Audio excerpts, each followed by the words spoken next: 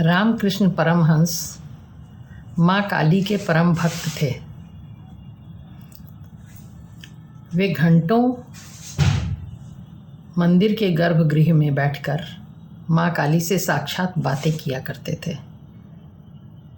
किसी को भी विश्वास नहीं था कि ऐसा हो सकता है, क्योंकि किसी का भी अनुभव ऐसा नहीं था कि साक्षात बात करें भगवान से या माँ से। पूजा प्रार्थना तो सभी लोग करते हैं, लेकिन रामकृष्ण परमहंस की बात अलग थी।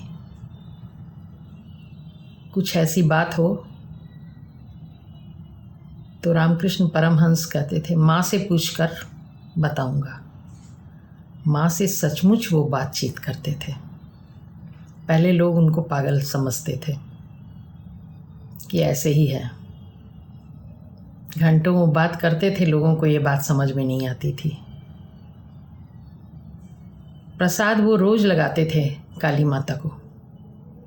प्रसाद की थाली लेकर वह मंदिर के गर्भगृह में चले जाते थे। उनका जाना तो मालूम था, किंतु वो लौट के कब आएंगे ये किसी को पता नहीं था। घंटों गर्भगृह में बैठे रहते। एक बार उनकी पत्नी जब बहुत देर हो गई उनको गए, तो वे उनको ढूंढते हुए मंदिर के गर्भगृह में गईं। दरवाज़ा सटा हुआ था।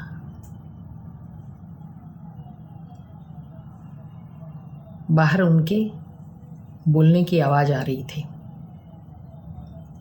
उन्होंने दरार में से देखा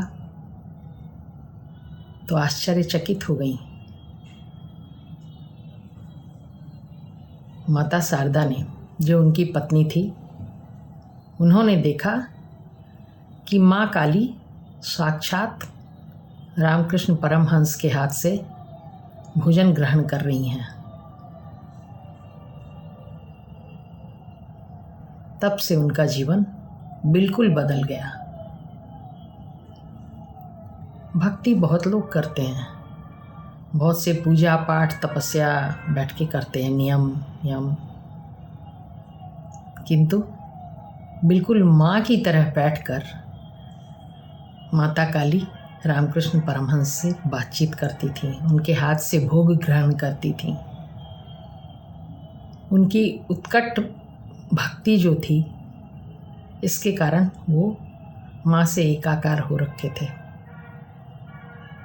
उनके लिए कोई आश्चर्य की बात नहीं थी माँ से बात करना। कुछ भी ज़रूरी बात वैसी हुई तो माँ से पूछ के बताऊंगा, और सचमुच माँ से पूछ के ही काम कर लेते थे।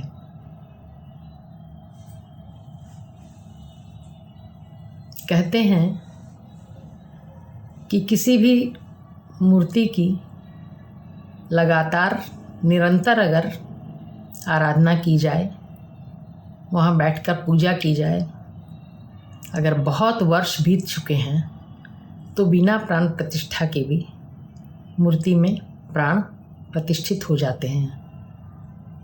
वो भक्त के उत्कट विश्वास से ऐसा होता है। यूँ तो हमारे मंदिरों में, हमारे घरों में भी जब कोई भी प्रतिमा पूजा स्थान में प्रतिष्ठित की जाती है तो बहुत से पूजा पाठ तप नियम अष्टांग योग वगैरह से जब पूरी तरह से शुद्ध हो जाता है व्यक्ति, तब जो है वहाँ प्राण प्रतिष्ठा कर पाता है। किंतु अत्यधिक उत्कट विश्वास से मूर्ति में यूँ भी प्राण प्रतिष्ठा हो जाती है। रामकृष्ण परमहंस का अखंड विश्वास था। काली माता से उनका एकाकार था।